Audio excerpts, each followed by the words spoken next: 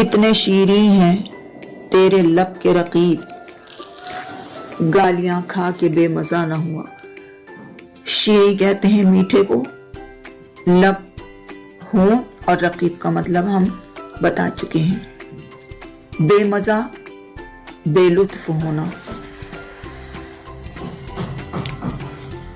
تشریح کرتے ہیں، یہ غالب اپنے محبوب کے ہونٹوں کے بارے میں کہتے ہیں اس شعر میں کہ میرے محبوب کے ہونٹ اتنے شیریں ہیں، اتنے میٹھے ہیں کہ ان ہونٹوں سے گالیاں کھا کے رقیب بھی بے لطف نہ ہوا۔